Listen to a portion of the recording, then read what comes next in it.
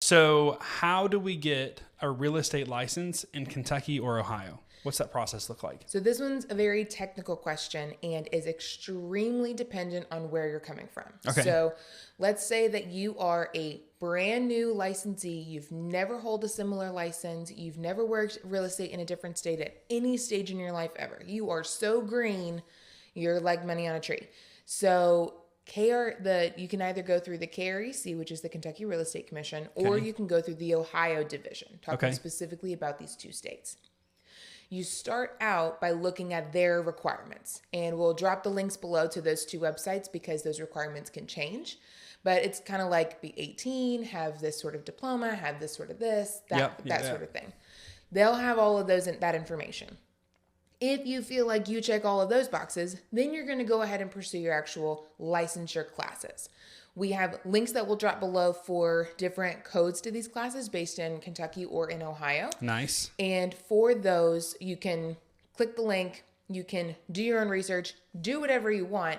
These are the classes that we have found gave us the best feedback on the success rate, pass rate. Helps you pass the first time. Yes. Yeah, you don't want to pass. Yeah. Yeah, because ultimately these classes are teaching you how to not get sued. They're teaching you the fundamentals of what a real estate agent is, agency and so forth. And then you take your final exam for those classes. I think that's a good point to understand going in. If you want to get your license and you want to become a real estate agent, that to have the mindset that the classes, the 96 hours in Kentucky, and is what is it in Ohio? 120 in Ohio. It is not going to teach you how to be a salesperson. It's not going to teach you like the market. It's not going to teach you, it's going to teach you all the laws and regulations and just all the things to keep you safe. So that way you don't end up in court one day. I think it's a good differentiation to make. I think that's the back end of that is if you watch our previous episode on what is it like to join a team, that's where you learn how to be an agent. Yes. This is like how to become an agent, not how to be an agent. So that's a good differentiation. I love that. Okay, keep on going. The licensing classes are typically a few $100s. And then they take exactly what we just said, a couple 100 hours in order to finish them. And you can do those online. There are some in-person options, but the majority of everybody's using online platforms anymore. There are some caveats to this licensing, like if you wanted to get a substantially similar college degree. There's lots of options, which is why this is a little subjective. Okay. So once you finish your actual licensing classes, you're going to take the final exam for the class, pass the final exam. Once you pass the final exam, this is really where there starts to be some differences between Kentucky and Ohio. Okay. Ultimately, you do the same steps. It's just a matter of which order that you do them in. But you can reasonably expect that whoever you choose to join as either the brokerage or the team that you choose to partner alongside, they should have some type of onboarding that can help you navigate these next steps. And if they don't, and they just want you to do it totally on your own, like, whatever, do you. We have an onboarding program that is specific to Kentucky and to Ohio that has somebody literally sit down with you and help you navigate these next administrative steps. But you can expect to have to get a background check with your fingerprints. Okay. You'll go somewhere, give your fingerprints, give a specific code to where to send those fingerprints to. Then the background check is reviewed by the Ohio Division or the Kentucky Real Estate Commission. They're going to make sure that you uphold all the different things that they need in a background check. True. They're going to check all of that. Yeah, and that's typically done at the sheriff's office or like in Kentucky, like some people go down to Frankfort to get those done.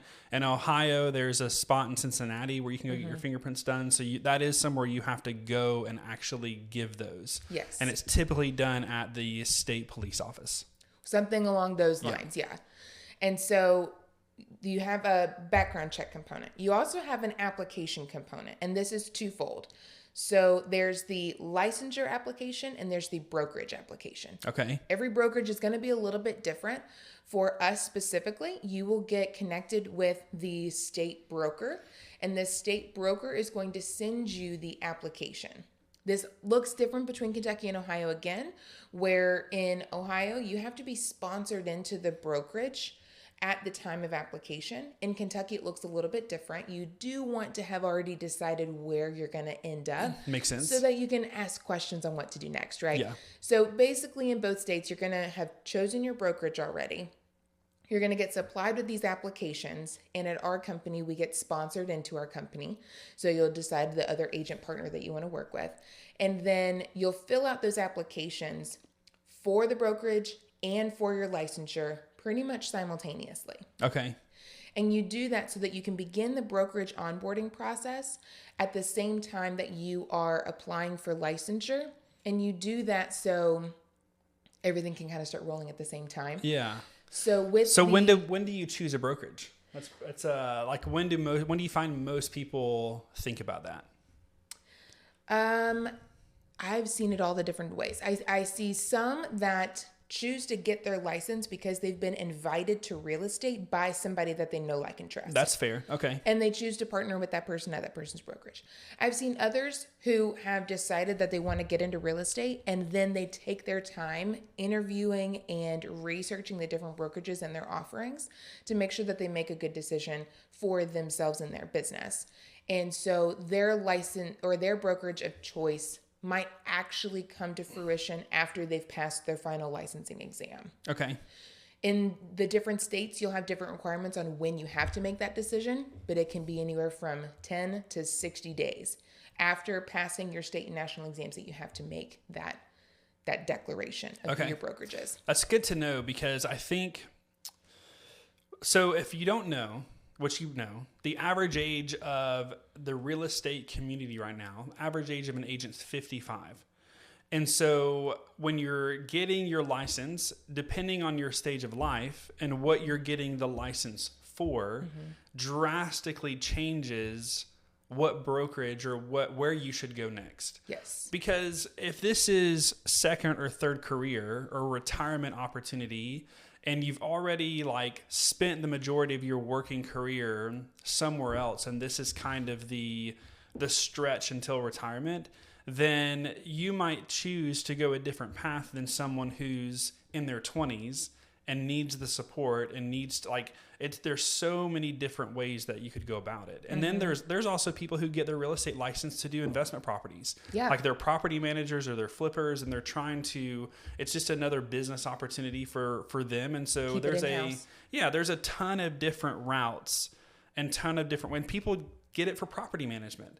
So depending on your goal and what you're trying to do, there's a whole host of routes that you could go. Yes. But the most important thing is you should probably know that up front.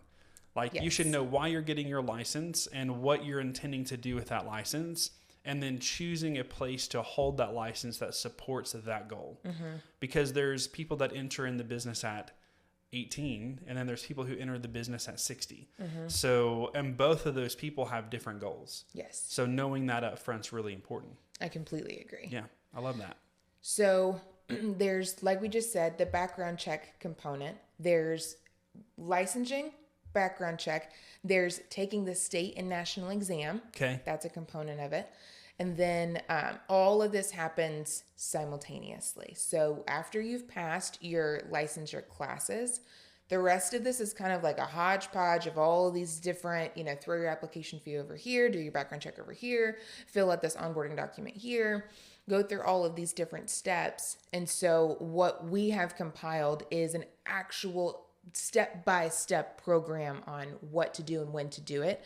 Right now, this is just an overview to give you the concept of what it's going to look like. Yeah, exactly. So once you've passed your state and national exams, you've done your background check, you've applied for licensure, then you're going to get the approval for that licensure. And that comes in the form of actually getting your license number.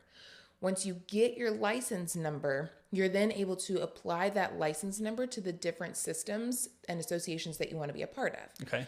So nationally speaking, you only have to identify, if you choose to be a part of an association, you only have to be a part of one real estate association.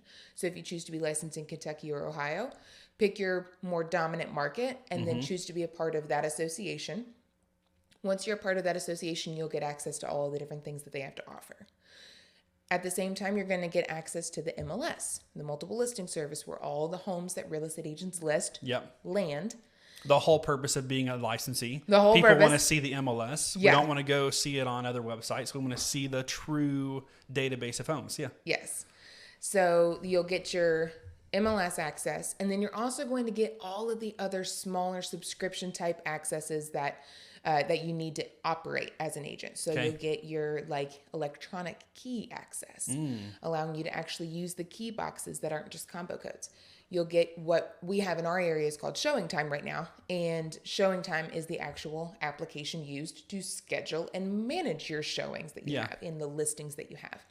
So you'll get access to that. Some associations have access to forms, like being able to write contracts. So you get the bare bones that you could go out and show and sell a property that day. Exactly. As soon as you get your license, you are ready to put something under contract. There's a lot more behind administratively. the scenes. Yeah.